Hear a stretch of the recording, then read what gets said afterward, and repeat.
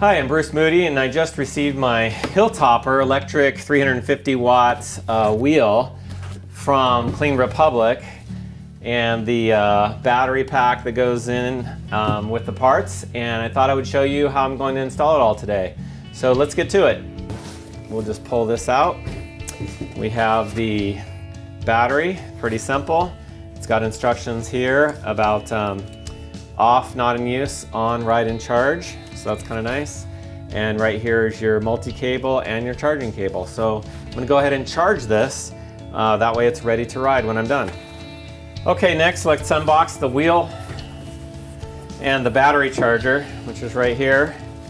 It's got the cables, cable ties, battery charger. We'll set that aside and we'll take the wheel out for now. Okay, here's the wheel and the electric 350 watt motor. It comes with some PVC pipes to protect the bolts and nuts. So I just take my thumbs here and spread that out and slide that off. Then flip this over, do the same to this one, and just slide it off like that, and you're ready for the next step. All right, here we have the charger. Indicates green when it's plugged in.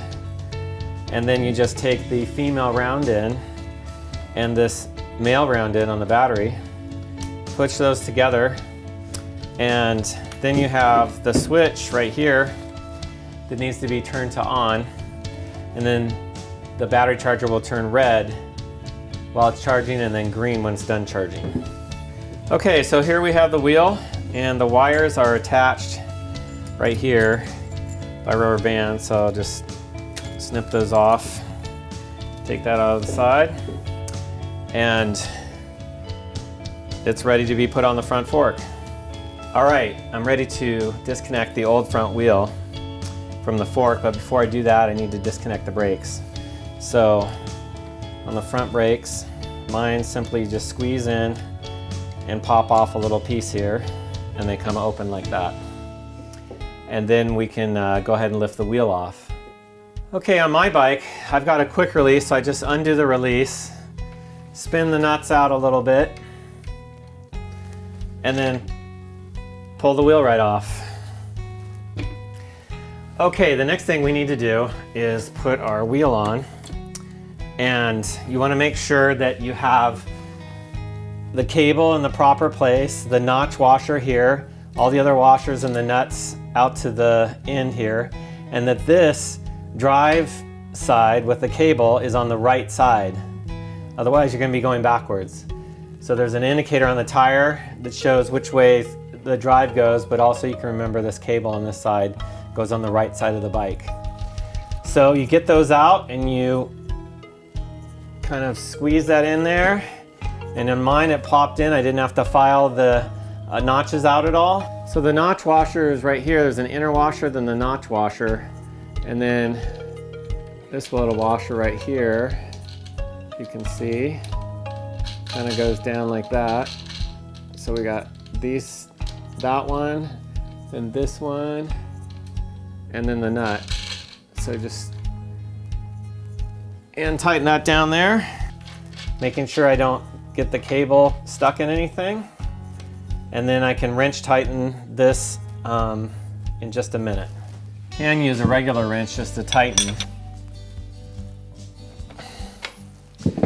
or I can use a torque wrench. Recommended is 28 foot-pounds. Okay, if your old bike rim had a magnet on it for the speedometer and odometer, you need to take that off and put it on the new wheel, and simply you can measure the distance between the rim and the magnet and put it on the same side as the new wheel. Okay, the next thing we want to do is reattach the brake cable and then look at the brake shoes and make sure they're the right height. On my original rim, it was a little bit higher, so I had to move these down by loosening this nut right here with an Allen wrench, then simply raising up both sides, loosening the nut on the other side, and then retightening them. Then adjust the cable a little bit. There's a nut on the other side that you can adjust the cable, and then retighten everything. Spin your wheel check for dragging. If there's dragging, you might need to loosen the cable a little more, and then spin it and press the brake, and it works great. All right, in this next step, I'm going to connect the battery with the throttle in the cable, and it's pretty simple. You just take the throttle cable, and on this end, we've got three prong holes of male and female, and you just push it in this way, hand tighten it. It's got a little flat indentation in there, so you can only put it in one way, which is nice. And then we have our battery multi-pin connector right there. We take the other end of the cable. Again, this one has an indentation in it. So then we just connect it right together. You just hand tighten it down. Then make sure the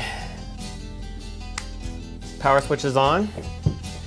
Then take the throttle cable and you just see if it works. And it's working very nicely. That's full speed. Pretty quiet.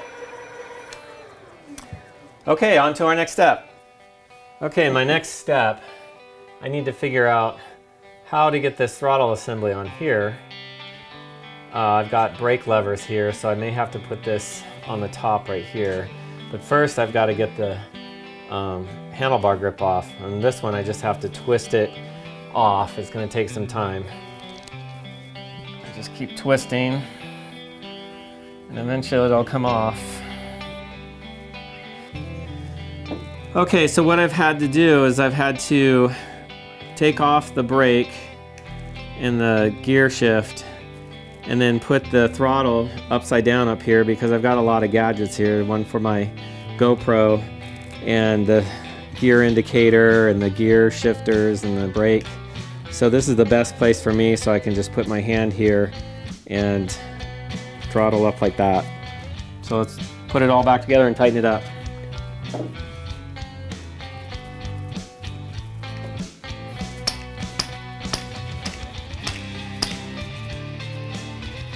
We're getting close to the finish. The next step is to mount the battery. I'm going to mount it right on the back rack here. Makes the most sense for my bike.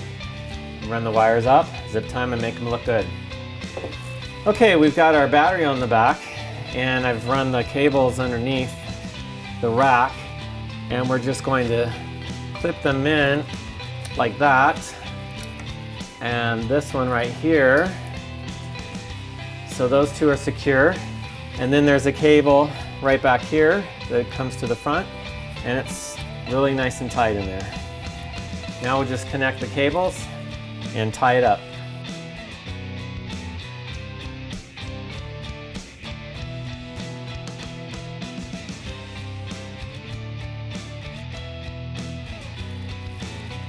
Make sure you leave enough slack in the wheel so it can turn full stop this way and the other way. So we'll turn it all the way the opposite direction, and then we'll tie it down. Okay, now that we have all our ties in place, just gonna make sure that they're all down the way I want them, and then simply cut off the excess.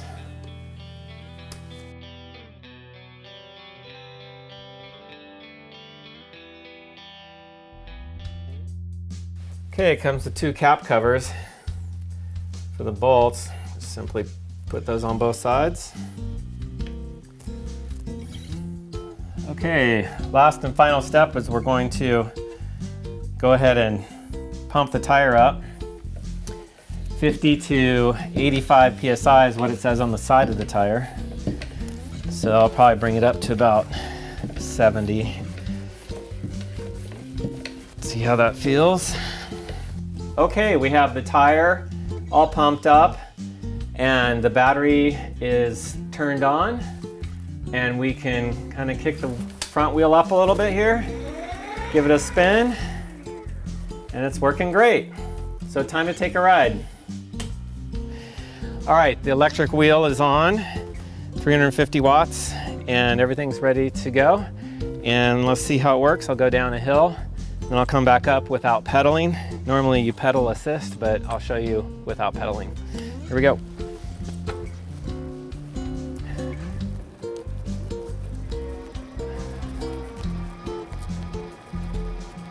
Hey, it's working pretty good.